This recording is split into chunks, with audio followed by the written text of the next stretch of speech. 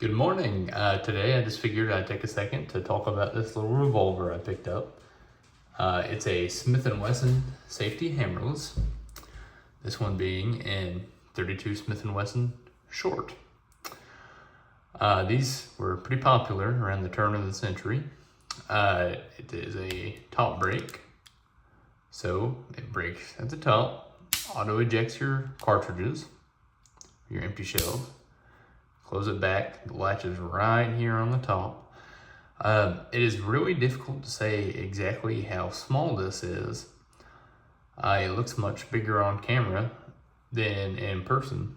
I will do a size comparison with the J-frame in a minute, but I have large sized hands, and it is relatively comfortable for how little it is.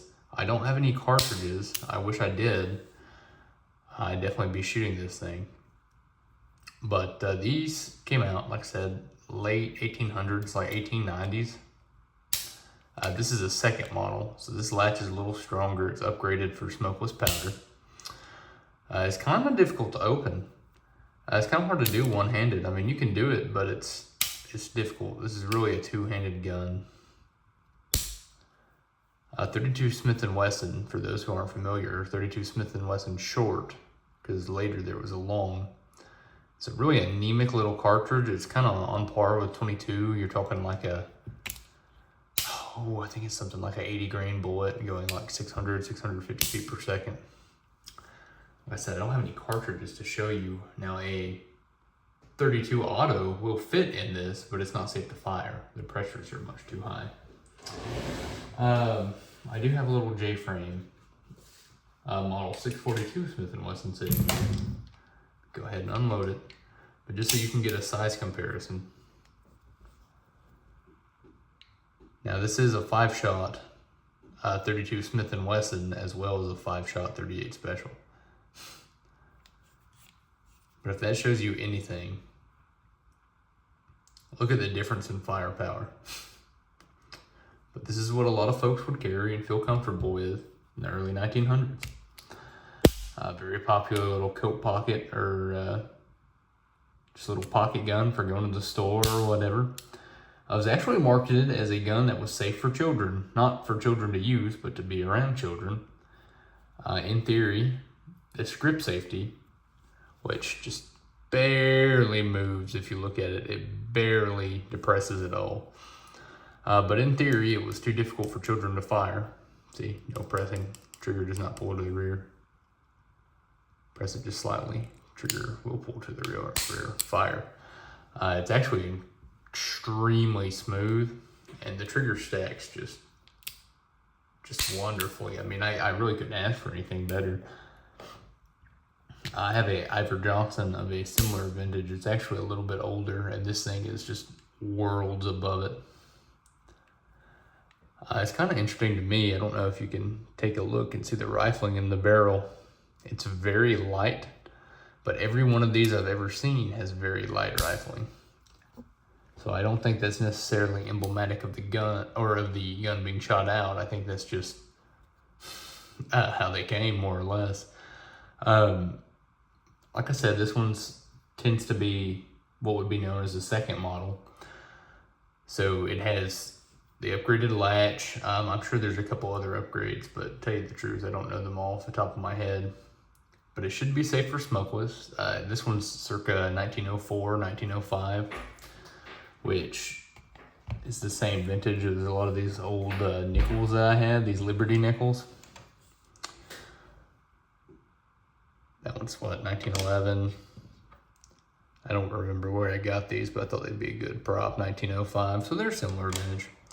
And the pocket watch is the old dime store Elm City pocket watch. So it's really an inexpensive piece, but I thought it'd look good displayed with this.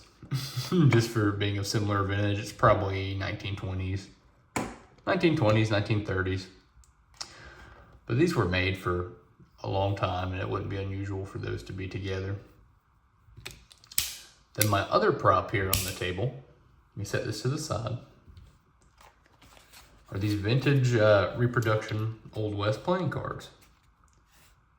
Faro was a game in the Old West from what I understand. I'm not super familiar, but New York Card Company, Samuel Hart & Co., 43 St. John Street, New York.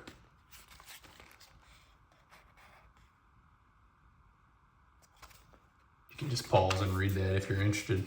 It came with the actual wax paper seal here you had to break in order to open. I've learned a lot about these. There's another little leaflet insert here. Has some more interesting information on it. But apparently these old cards are legitimately just paper. They get dried and dingy. If you'll notice the difference between these and modern playing cards, you know, on a modern deck, your king has a head on this side and then a head on this side, but this is the full body for your kings, queens, and jacks. And apparently in Pharaoh, it's played with no jokers. You'll also notice there's no numbers written on any of these cards. You have to actually count the suit, or count the whatever the number of the suit. This is really pretty, and I thought this would display well too with some of my older pieces. I'll get some more stuff out in a little while here. Just kind of wanted to do a brief overview. I'd love to do a more in-depth or historical video on these guns because I find them quite fascinating and I think they're really interesting.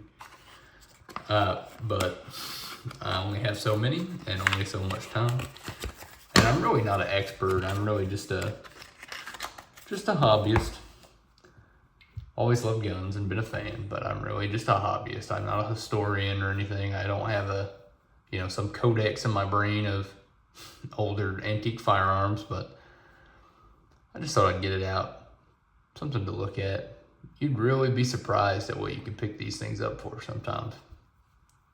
Some really quality, well-made pieces of history for not a lot of money.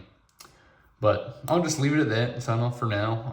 I'll try to get some other stuff up later, maybe get that Ivor Johnson's out, or I have an old Hopkins and Allen forehand model. That's kind of a mismatch of parts. It's kind of interesting. Some black powder stuff, the like. But thanks for watching. If you have any questions, please ask. Appreciate you guys.